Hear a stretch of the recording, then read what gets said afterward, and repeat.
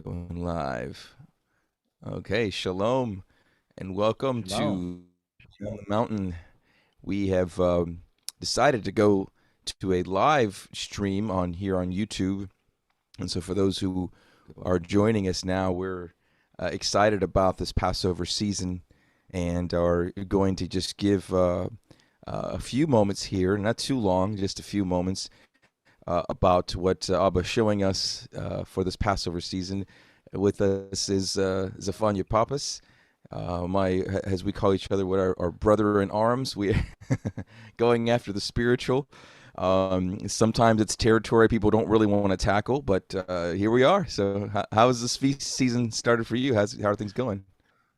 It's going really well. Particularly last year, I was lamb deprived, but I made sure it was going to happen. It was not going to happen this year. I made sure. So, from that standpoint, it's been good.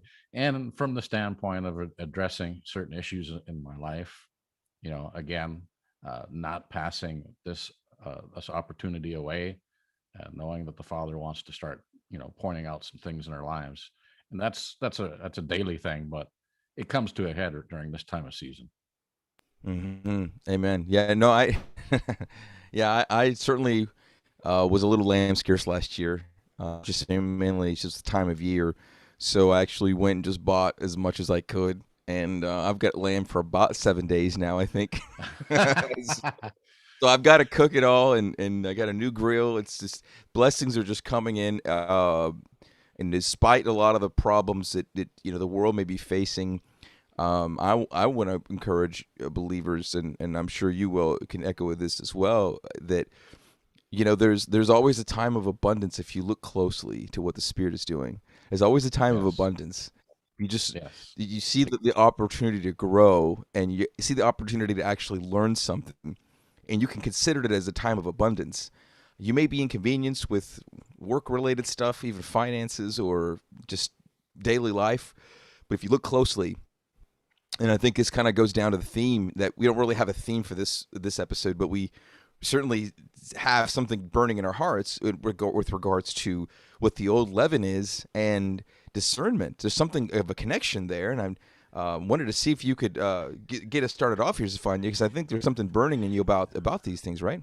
yeah. I mean, it's this whole idea that we get all hung up on, from the physical standpoint, what leaven is, and we have like all the different arguments that this ingredient, or that maybe just yeast is leaven, or that this other thing is not leaven, or whatever. We get all into all of these arguments, okay, right?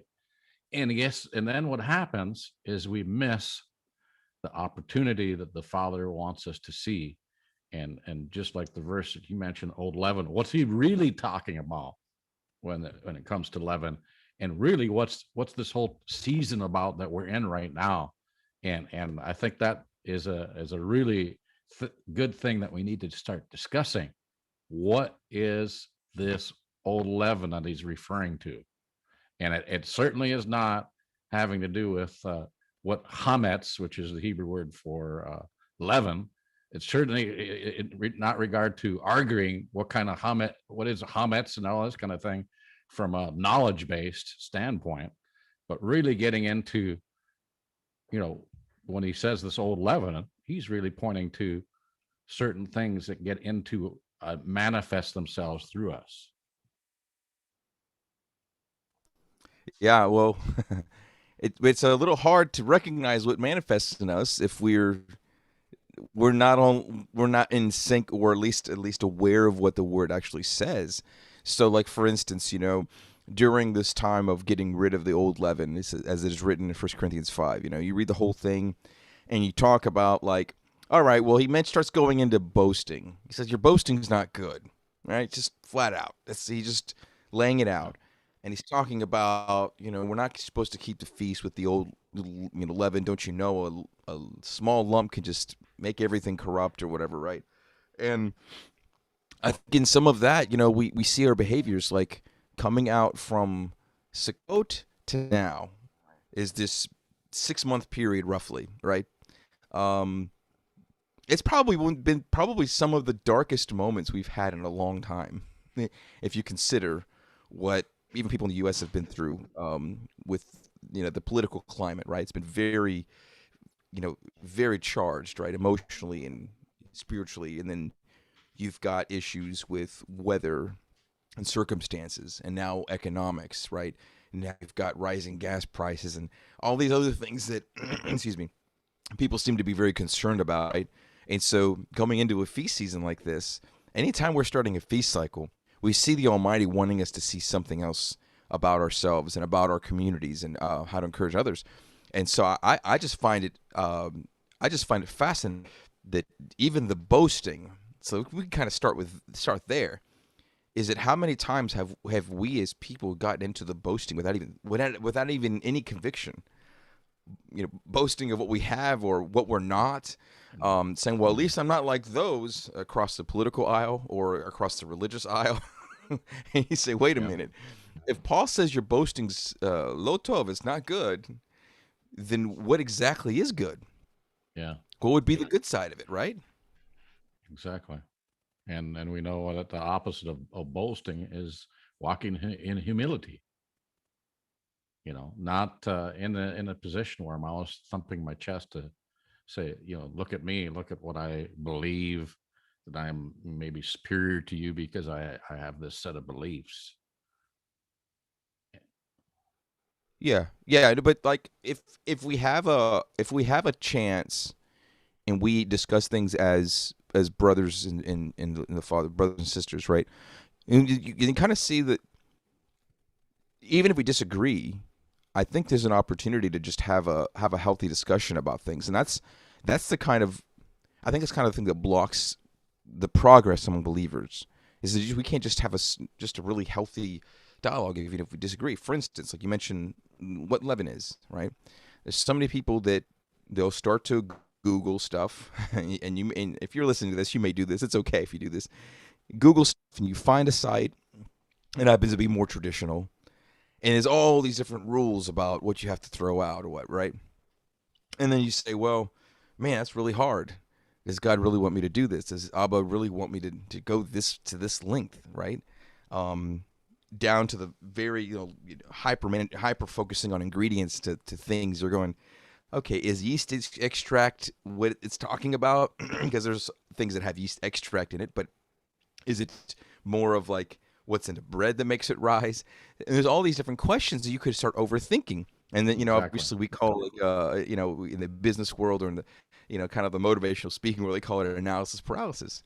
And you Yeah. get into this thing where you're overthinking it and you're pretty much paralyzed with any of the decision making. I mean, all right, well, maybe that's something Abba wants to show you or show us because we've all done it at some point, right? And you go, well, if I'm getting into this paralysis about something, how many other areas of my life am I also frozen in? Like literally just frozen in time, going, I can't even move forward with something. So you imagine when Abba wants to speak with us, when we want to hear his voice, I'm convinced, and hopefully, I'm sure you can expound on this. Um, I'm convinced when we have the old leaven still hanging around, it's incredibly difficult to hear from him anything active. And I'm not talking about opening up the word and going, "Oh no, that's what he said."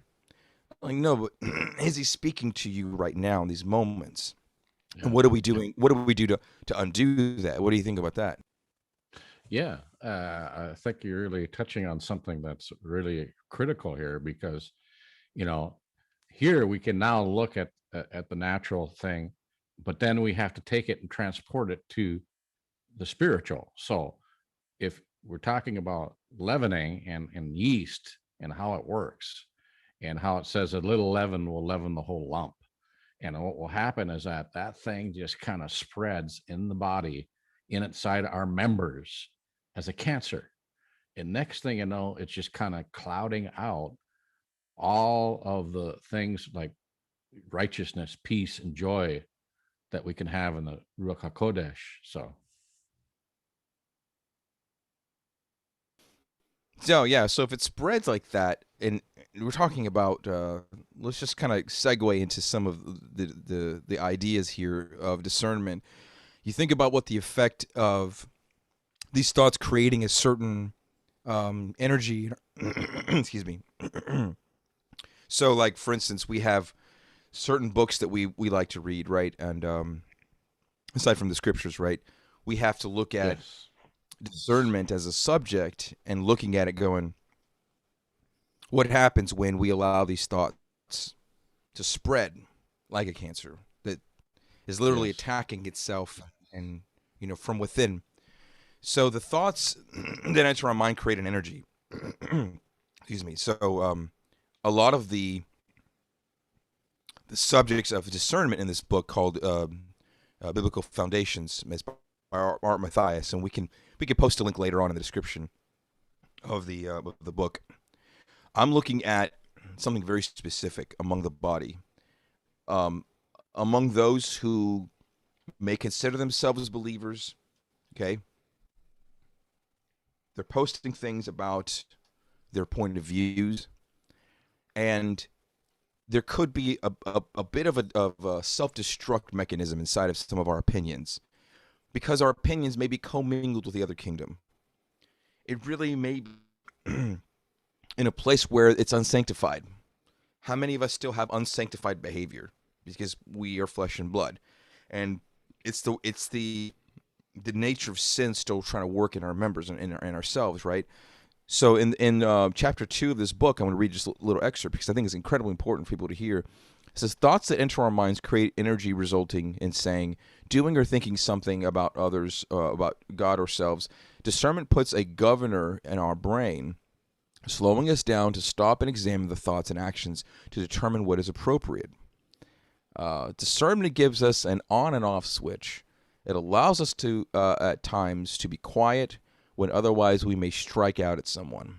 It stops us from doing something that later we would regret.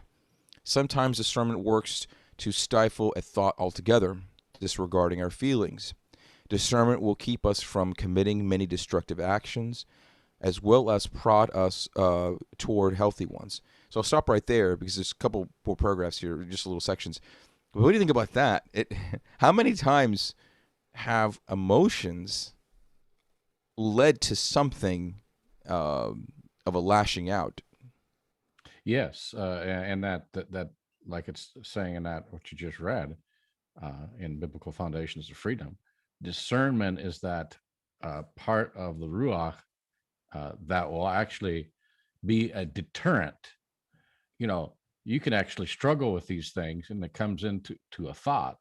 But as you look at what sin is, as you follow the process of sin, it starts with a thought, but you don't need to let it go down the road even farther. You can cut it off right there at the pass. And that's what discernment is saying. Oh, I recognize that thought is from another kingdom. That's not my thought because my thoughts are actually the thoughts of Yeshua, the thoughts that's coming from the Ruach. Those because I've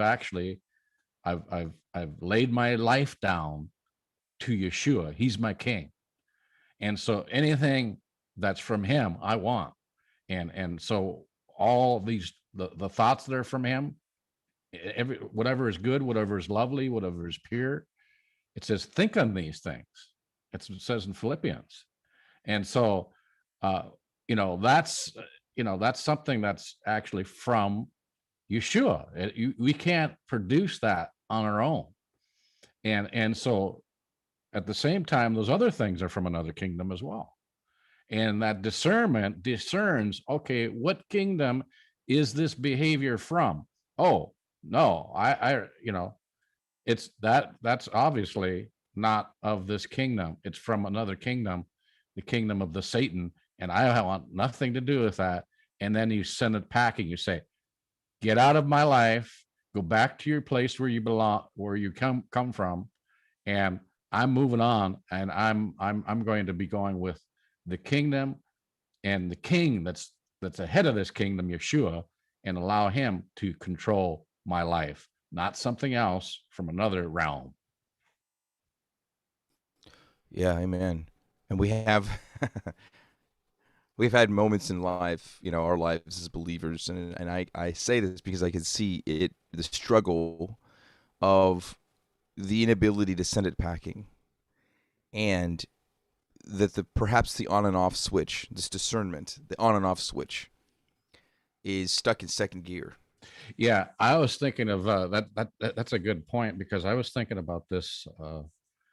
You know, this is kind of a regular thought I kind of think about, because once you walk into the battle and know what it is, you start thinking about these things. And and I just quoted from Philippians, where it says, "Whatsoever is good, whatsoever is lovely, whatsoever is of good report, think on these things." Okay, but here's the difficulty we get in. We're so used to going to different types of thoughts that let's say certain thoughts from another kingdom that will bring about a dopamine flush in us, right? That dopamine is a chemical in the brain that is sort of like a deadening chemical. You can get addicted to that chemical, right? And so what will happen is that will come from another kingdom, and we're good at seeking that dopamine flush. But we got to the point where we have achieved, where the things that are whatsoever things are lovely, whatsoever things are good, whatsoever things are of good report, that we can gravitate to there and get our dopamine. You see what I'm saying? I mean, no, we always want to gravitate to the other place, but we don't realize that that other place can actually get us into a place where we can have peace, kindness, patience. All those things can actually start manifesting in our body. And you don't think you're going to come into a place of homeostasis, where your body is just now in this place of just physically where he wants you to be. You're a biochemical. This body that we're in is biochemical, and so that homeostasis is a biochemical balance that comes into our body. And if we don't believe that the realm of the Ruach Hakodesh can bring us to that place, then guess what we've done? We just bought a lie in a bill of goods from the Satan. Yeah, and when we buy into that kingdom, we spend more than we want to spend. We spend more time there than we want to spend, and it takes us further than we ever imagined. Both further in degrees and farther in distance sometimes, and going the distance to say in relationships that we really shouldn't be Yes. um, in a certain way. So Yeah. maybe this discernment is also kind of a reevaluation of how we are in fellowship with one another. There are people that want to set themselves up above you as mentors that really shouldn't even be there. And without what you're talking about, Svanya, without the all the elements of the kingdom of heaven, of having these things dwelling in us, it's very difficult to discern that and say, I shouldn't be having someone bark orders at me or tell me how to live my life that's unbiblical, or perhaps claims to be biblical, but it's just manipulating or controlling what actions you do. Yeah, that takes some boldness in His Word and standing firm on it. And so as you go through discernment, here, like, just a quick little excerpt here is one little piece here. It says discernment works like a traffic signal with a red, yellow, and green light. It provides a way to mentally sit and observe our thoughts, as if waiting for a traffic light to change to see whether or not it is safe to proceed down the street through a particular intersection of thoughts and actions. So, if Mm. your traffic signals are just a blinking red light all the time, Yeah. and you go, well, I'm just starting and stopping. I don't really know. There's no system in place, Yeah. and the traffic of our thoughts. That's probably a whole broadcast itself. But for the Yeah. sake of time, we're just kind of keeping things light Yeah. right now. We're looking at a way to say, all right, Abba, if we are crying out to Him during this feast season, during this beginning, this head of the year. 2 weeks ago it was the head of the year. Now we've got the Passover. And for those celebrating it in the next day or so, or yesterday, today, this pretty much this whole weekend, right? Um, Yes. we recognize the importance of sitting down and really really going through the story. And I think it is if we are looking at how He wants us to live, the discernment piece to me seems a lot more relevant now, going into the next from now into the next 7 weeks, which will be Shavuot, roughly, the Feast of Weeks, because it's at the Feast of Weeks is that the message gets more specific, does it not? It's Yes. about the Ten Commandments. It's about covenant. So Yeah. one could argue you could celebrate all day long crossing the Red Sea, leaving Egypt, and I think we've been in this kind of like what do we call it, like celebratory mode. Yeah. We're saved. We're saved. Okay, great. You're saved. Okay, he delivered you. Yes, he delivered you. Okay, yes, I used to live a old wretched life. Okay, that's what happened. Now, if you are picking up and taking ownership of what's going on, then the discernment now is I need to grow up and evaluate the relationships that I'm in. Now it's time to look at the thought patterns that come in, not being so impulsive and not Yeah. being in this notion. And unfortunately, I don't want to open a can of worms here, but we see that the effects of man-made doctrine and religion, of hyper grace, once saved, always slave. Oh, once saved, always saved. I said once saved, always slaved. It could be slave to religion. It's a little bit of a slip there, Yeah. but maybe it was meant to be. That we see that what people are saved under this notion that okay, now you have this license to do whatever you're supposed to do and do whatever works of the flesh, and you go, wait a minute, this isn't what he called us to do. How is it that we can Yeah. manifest the fruits of the spirit? And Yeah. like you said, you had a really awesome breakdown of it. If you could share that, where the kind of like you're posing the question, you're going, Yeah. does this come from what kingdoms do they come from? So, because I want to see if Okay. we could break this down for our listeners. Yeah, maybe we could go you could post Galatians where it shows the fruits of the spirit, and then it has all the other different ones that we don't want to see manifesting in our lives. Maybe we could post that up here now, and we can kind of go over those. Yeah, let me bring it up here. Okay.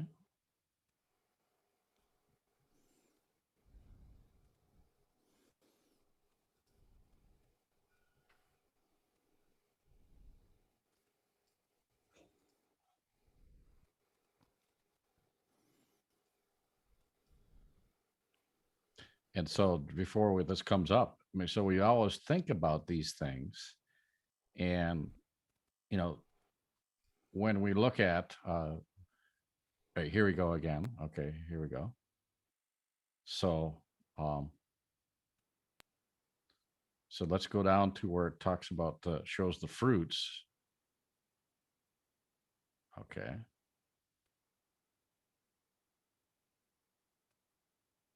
Okay, here we go. Okay, here we go. So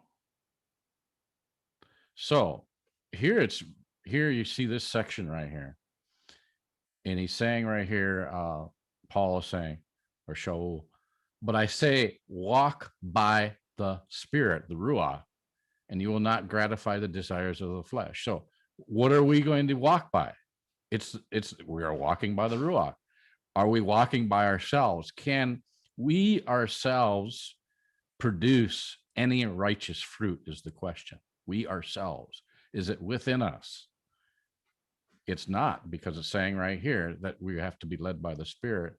And that's why it says that the Torah, you're not under it at that point, because guess what? Everything that the Ruach follows, the Torah. It's actually, you're submitting to that Torah, that Ruach, which is the Torah, which is Yeshua in you, and you are not under it at that point, because you're actually, it's all being fulfilled. So now let's just look at these are these negative things we see. Okay, right? So we look down here in 22. First of all, let's skip, and we says, with the fruit of the Ruach. Where's it coming from? It's coming from the Ruach. We've just established that this fruit is not coming from you. You're not capable of it, right? Okay, love, joy, peace, patience, kindness, goodness, faithfulness, gentleness, self-control. Okay, against these things are no Torah. But now let's look back. And it just showed you all different other kinds of things. And there we go. We're looking at the whole thing. Okay, now see, here's the thing that we get caught up in when we say the word the flesh. we think that means the physical body. You physically, it's in you. There's nothing you. Let me give you an analogy. Let's just say I ended up buying a four-wheel vehicle from the factory, and it's factory built in. In other words, it's four-wheel drive. It's built in, and you can never change that from being a four-wheel drive vehicle to just not having the four-wheel drive in there. It has to be in the body. It's built in. There's nothing you can do about it. So we think that this stuff is built into us. There's nothing that we can do about it. That is a lie from the Satan right there. So when saying the flesh, it's not talking about this physical body, my brain. It's not talking about that. This is talking about these are coming that you are not. Well, let's just put it this way: you are not even capable of these things as well, because these are coming from another kingdom and another spirit called the Satan and his demons. The Satan, he's not personal. That's why I call him. I put the word "the" in front of it. It's not a name. He's been stripped of his name. In other words, we're not supposed to have any personal relationship with him. He just does what he does. He accuses the Satan, the Ha-Satan. Ha is the in Hebrew, so I call it the Satan. And so we look at all these things that's being listed here: sexual immorality, impurity, sensuality, idolatry, sorcery, enmity, strife, jealousy, fits of rage, rivalries, dissensions, divisions, envy, drunkenness, orgies, and things like these. These are literally everything from the Satan's realm. He is the one that is producing these things, and his whole idea is that his servants would manifest themselves through you. So when these things are happening inside of you, it's not you. It's when it's coming through you. So if you've actually now gotten to the point where you've laid your life down to Messiah, okay, what now you're in the place where you've not just sold out to his kingdom. Okay, now you've gotten to the point where you now have put your bondservant to Yeshua's kingdom. He's your king, right? So now these things are going to still try to manifest through you, but the difference is you were a slave to them. You had no choice. They were just manifesting through you. They were going to be part of you. This was going to be in you. But now you have a choice to discern. And going back to that analogy, perfect analogy you're talking about, being at the traffic signal, to discern, being at the traffic stop just long enough, what's coming through my mind here? Where's this? Because that's where these spirits will manifest in your mind, first of all. That's where it begins, right there, where they start introducing themselves via a thought. Hey, maybe jealousy and maybe a fit of anger, maybe produces a type of maybe it produces adrenaline that you get addicted to, right? So that you become an angry person then, because you're addicted to that feeling of that anger. It comes into your system, and that's how these spirits begin to manifest in a biochemical way, like I talked about earlier. And you get addicted to that, and you're not seeing what's happening, that you are actually being addicted to chemicals in your body that these demons are producing. And so now you have the opportunity, because you've sold yourself to Messiah now. He's given you a chance to discern and have a choice. I can now choose from the Spirit and know that there are biochemical issues that can be reversed in my body, and he could bring me to a place of homeostasis. Because if all these other ones, if you go to in the Satan's kingdom, guess what's going to happen? They're going to manifest in disease. Or I can go through these other places where the Ruach HaKodesh is actually, the Holy Spirit is manifesting through me. And what happens is the biochemical points of my system come to a place of homeostasis, which is a biochemical perfection, if you will, where the body is working like it's supposed to. For instance, even T cell production. T cells are the very component of your body dealing with your immune system. I can actually begin to see something coming into my body. It will discern. And if I'm walking in gentleness and patience and self control and peace and joy, uh, I have the T cell production that's going to look at that entity to come in and take it over and send it away. And so what we need to do is discern these things, because he's given us the Holy Spirit to help us discern. And we need to pray, Father, give me the discernment so I can see these things coming from the Satan's kingdom. And I can say, no, you're not going to manifest it anymore. You started actually coming into my mind. You started actually beginning to influence my mind so I could go a step further, but you're not going to do it. Get out of here. You do that, and then what happens?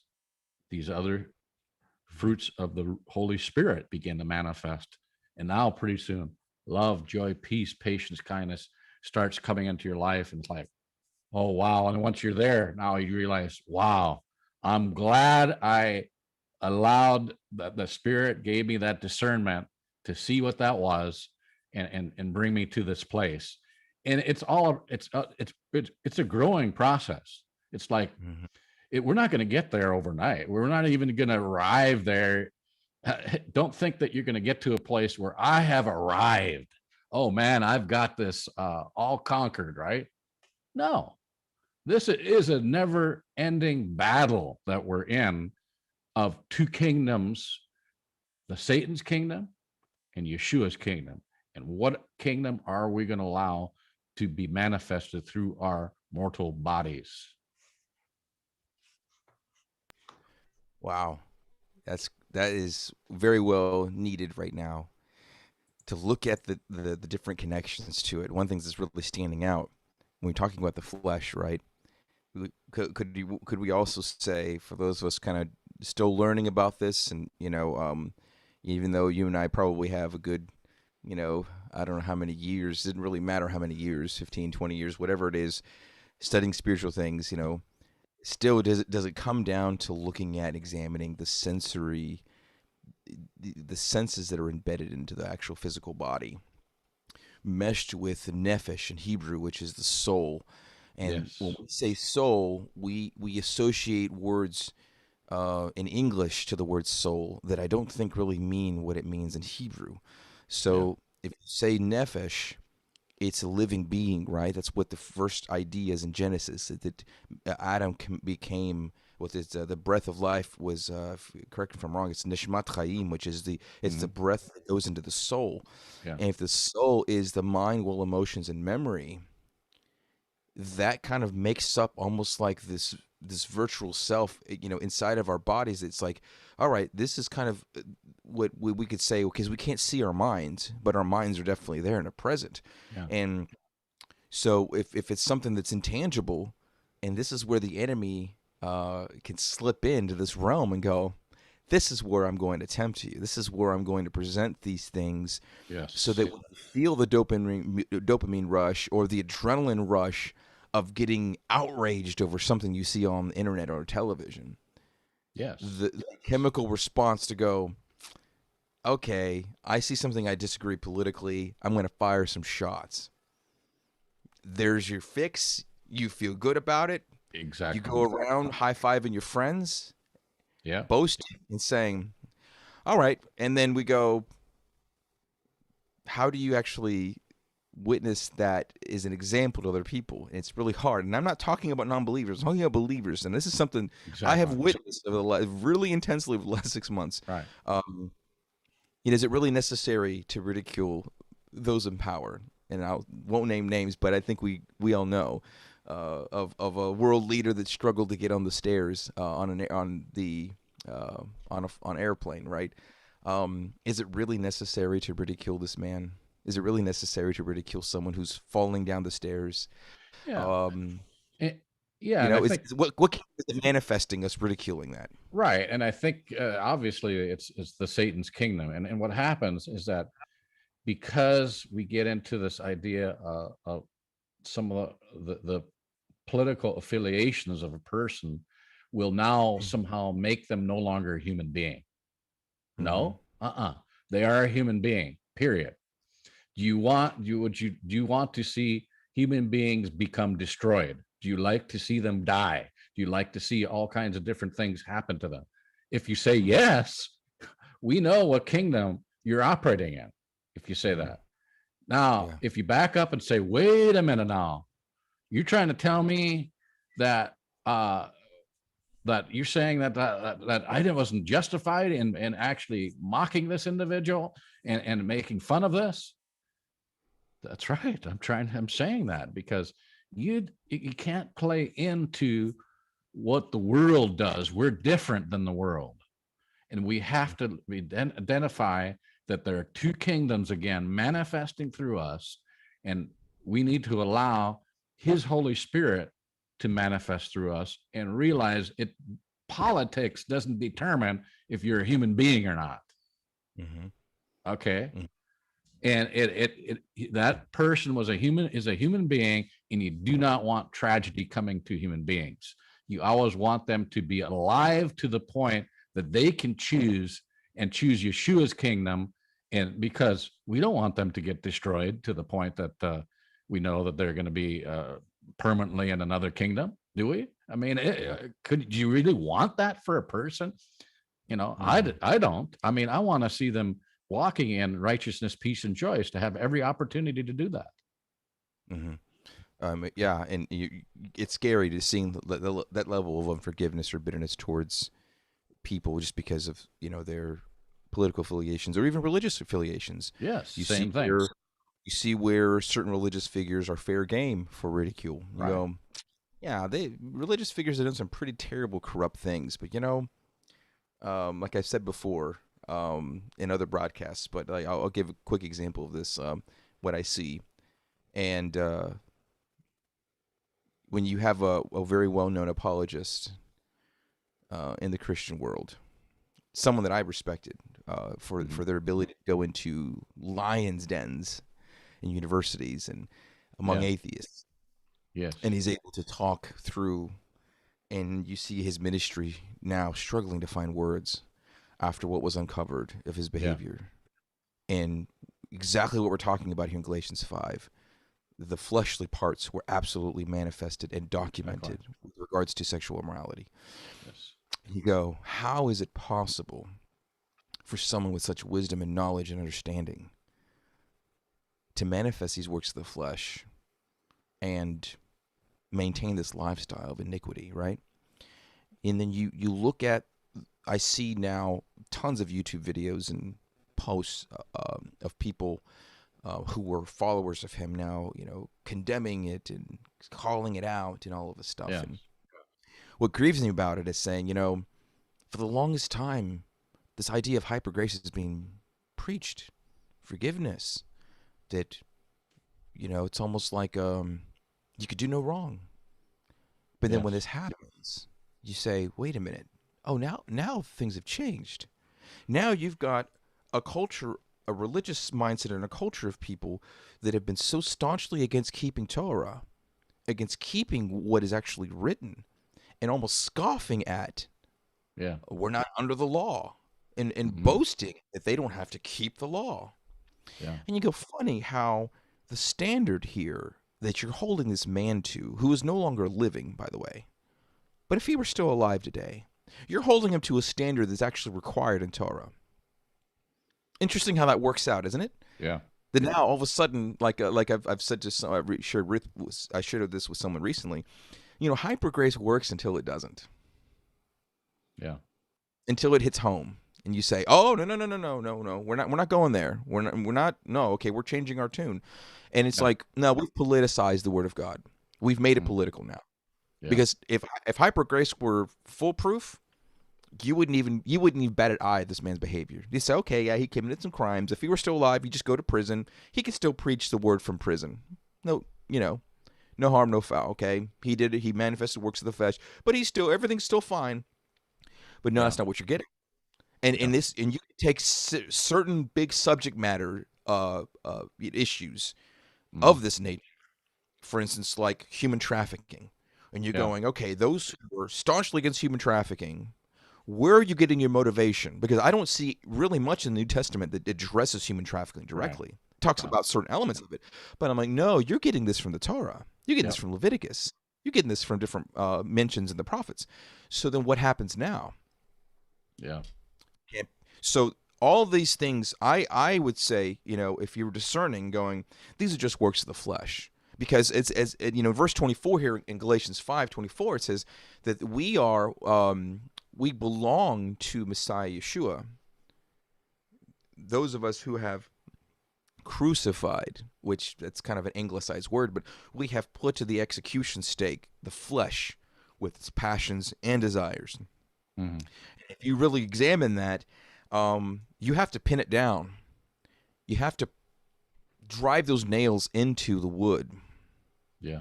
It has to be completely submitted. So we brush over even the word crucified. What does that mean? It doesn't mean anything to us in this modern day, is it? But if you really look at it, what the Hebraic idea of it is, it's a binding up. That's why, like the binding of Isaac and Abraham. It's like you're binding it up and you're laying it down. You're saying, this thing's gonna be bound.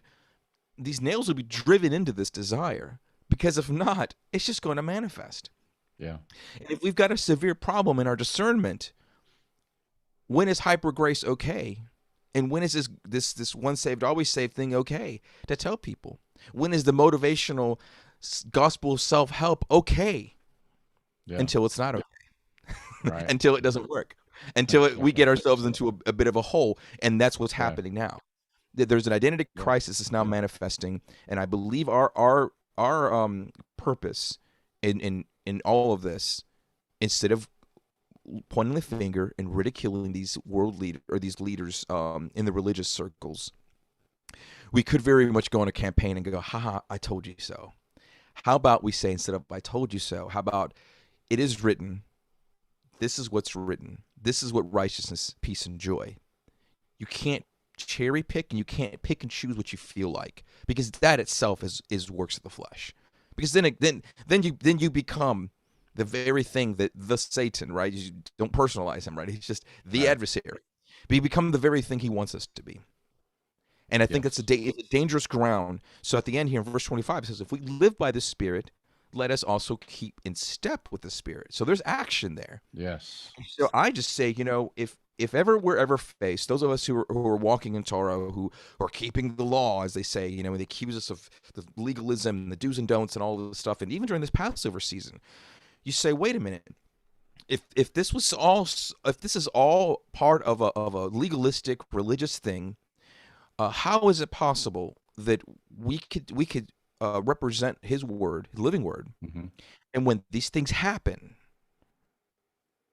the religious fallout happens, the evangelists and the brother big names fall from grace. Yes. Who's actually going to be there to teach them Torah? Who's going to be there to help them with that recovery period? Because I'll be the first, if it ever that situation ever crosses in my path, I know if my heart is, and I'm sure you can echo this. My heart's going to be, there's no accusation or judgment. You go, Hmm. we see, like you see clearly, if a leader of many falls Yeah. from grace. I don't care if it's an affair, I don't care if it's a financial scandal, whatever it is, you could say, I can see where this person got locked into a religious system that gave them enabled them to have this behavior. It never sat them down and said, this is wrong. You cannot manipulate people for money because you simply want a bigger building. You can't do this. Right. You can't tell people that it's okay to have these behaviors because you don't want to lose the attendance. Mm. And you get pushed into it. And I have a huge heart and compassion for those who are stuck in that. So as they Yeah. go and they make these really really amazing messages of feel good messages and motivational. At some point, you see those leaders, like the one that also had an affair, that very high profile, that belongs to a very large group mega church in New York. And you see this man, you're going, he's a man who's a pastor of celebrities, and he's in places that no one would ever dream of getting into, but he's in with the in crowd, and he falls from grace. and he's fired from his post. And guys like that, you say, yeah, it's an abuse of power, and there's all these things, this whole laundry list of accusations and things that are probably true. But if you sat down with people like this Yeah. and you go, Yeah. okay, now it's time to live. Now it's time to really, really crucify, Yeah. pin it down, and nail it to the wood. Yeah. And you say, okay, go and sin no more. Would we not represent Yeshua in these moments? Help me out here. Would we not represent Yeshua in these moments? Or is this a time to point the finger and go, aha, I told you so. You guys are wrong. Yeah, exactly. Because it's again about the idea is snatching those from the fire, and at the same time being careful that you're not going to burn, because realize that you got stuff in your side of yourself. Mm-hmm. So I think what he's calling for people he's calling for laborers who understand this whole area of sanctification, because otherwise, if you go to try to restore somebody, you're going to get brought into all that sin yourself. And until you know that there's these two different kingdoms that are at work, and how to begin to bring and restore a brother to the proper kingdom. It's something that you're going to have to, it's going to be needed. And it's going to be, you can't just leave him out there and continue to, whatever you're going to do, ridicule him because he fell, whatever he did. You know, pray that, what can I do to help this brother be restored? Mm-hmm. If it's not me, send a messenger, send somebody to restore this brother. He needs to be restored. I don't want to leave him hanging out there thinking that now it's all over. I mean, and I'm not saying it's all over in the sense of he shouldn't be thinking about, now I got to get into that prominent position again. All he should Mm-hmm. be Oh, yeah. thinking about, that I need to actually start manifesting my life into Yeshua's kingdom, in his kingdom. I Mm-hmm. need to have those those those qualities of righteousness flowing through me. I need to get to that place, and that's all I need to think about right now. Yes. Yeah. And you can think about the humility of people who have been in the megachurch spotlight. And it Yeah. may be just the Spirit leads you to go, the megachurch spotlight may not be for you ultimately, especially if Yes. there's a fall from grace. And Yeah. maybe it's just to keep the commandments, keep the feasts, and work at a soup kitchen volunteering. And that's it. Yeah. And you used on the one-on-one. You have no, this is what I'm saying. We have no idea what he has lined up for us. I had no idea. I had these aspirations and ambitions from a young age. I had my friends in youth group go off to Bible college and do these great things. So I thought, and here I am in my late teens, early 20s, and I'm asking, and I'm praying in the Spirit, and I get this drop in my spirit to learn Hebrew, and I go, but that's not what my friends are doing. That's when I felt completely out of place, and like I would go to them and they'd say, oh yeah, we took a Hebrew class, but it's just part of the degree thing. I'm like, no, that's not what I'm talking about. I'm not talking about taking a Hebrew class. This is about the Spirit really speaking. Yes. So we're talking about Yes. walking in the Spirit here. Yes. Let's not sensationalize this. Let's talk about the practical, because this is what Yeah. happened to me Yeah. 20 years ago. It dropped in my Yeah. spirit to learn Hebrew.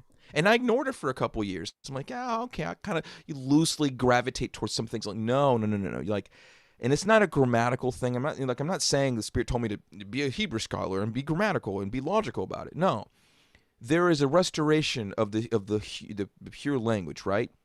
In the book, I guess that you have a name after Zephaniah. Was it that he'll restore the pure language? And I'm like, Yes. well, how's he going to do it? Is it going to do it through our logical minds? Yeah. Is it going to do it through Right. great scholarship? Yeah. How? Right. How? Right.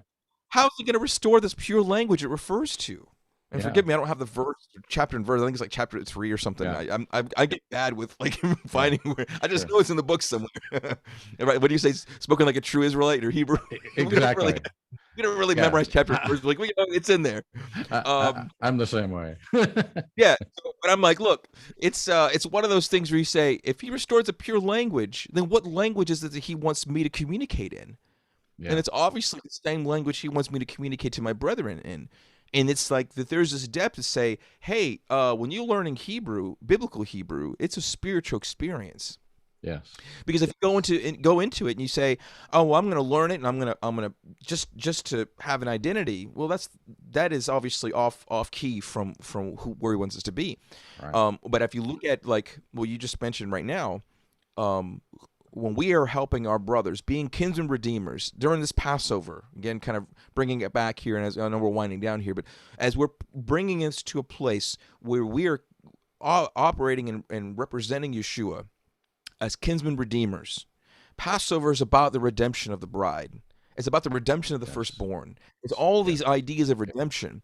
And so now's the time, if someone's listening to this, or you may know a friend of a friend who knows someone who is in a high profile position that is absolutely struggling, you go, you know what? Maybe a lot of these messages, yes, as much as it is for the everyday person who is maybe not in these high profile positions, but I think about those in ministry who are on the front lines, who have had it really tough for the last year and a half or so. Now, what do you say when they've made a few mistakes? When they have not walked completely in spirit because the spotlight is on them. It's very hard to walk in this, right? I say that those of us in Torah should be operating like a priesthood, should be Mm. operating under the Melchizedek priesthood, that Yeah. we automatically know, okay, this is exactly, if something's presented to you in a priesthood manner, you go, okay, I can see where this is going. And no, it's Yes. not to pump their Yes. head full again. Well, just get back on track and wait it out. You know how, like in the world, when someone has a Yeah. scandal, you kind of just wait it out Yeah. a few years and you come back, you write a book, you Yeah. say, I was wrong, Yeah. and everyone's okay with it. No, sometimes that doesn't happen. You can't Yeah. just get back on the circuit like that. And I Yeah. think that, for instance, I'll give you, I guess, another big example. If Ananias was not the man he was and received Shaul, Paul of Tarsus, this man was feared. Mm. Ananias said, I'm not really interested in helping this guy out. I don't care if he is blind. Yeah. Can you imagine where we would be right now? Yeah. Right. I mean, Shaul gave some pretty incredible Yeah. insight, but that this may very well be an Ananias type of situation or opportunity for us as believers Yes. to go. What are the chances that you'll be in that spot with someone that you could care less about? You go, I don't really want anything to do with this person. This rubs me the wrong way. I don't care what they stand for. But here they are blinded by an experience, and like Yeah. Shaul was. And you know what I mean? I don't mean physically blind. It could just be Yeah. this hunger to go, I need to be healed. And that Yes. might be the Yes. theme. Here's how the feast cycle starts. We've had it rough. Most of us, have had some struggles, but, a lot of people have had some really severe struggles. And now we see it like, doesn't look like things are going to get any better in some parts of the world or in some aspects of the world because Yeah. we're not looking to the world to save us. We're not Yeah. looking for governments or republics to, you know, save us. We're looking to him. And as Yes. we're looking to him, the ones that aren't looking to him are going to be hungry and perhaps blinded. But I see that's an opportunity for us to stand as that. But what do you think? If we're caught up in these works of the flesh and we happen to not be home whenever the Shaul, the Pauls come to our door, what happens then? Well, yeah. I mean, that happens. What happens then is that I think we can't become ill prepared. We have to be ready that there are going to be people that are asking for answers, and once you can give them the right answers, you'll bring them to a place of being restored. And we always talk about identity here, and maybe that's when you get restored, you begin finding out because you start clearing all the junk out of your life. You start finding out, oh, now I know who I am. Even Yeah. wow. Yeah. Yes. Yeah, I think about that. You get your identity restored and what you should have been the whole time. And Yeah. one of the first things that manifests is joy. You go, Yes. no longer have to dwell with this like the ups and downs of happiness that the world throws at you. You're going, wait, I don't have to maintain this happy smile. Sometimes joy doesn't require this happy, big, bright smile. You just kind of have this like, all right, you know who you are. Nothing's going to take you from your joy. It doesn't matter if you've made plans and things get disrupted. And I've had just plans and things that I've had recently that's like, all right, timelines get pushed back. Things don't happen on a certain thing that I thought was going to happen. And then I look back and I say, I'm glad. I'm glad that things were delayed, or I'm glad things took a different turn.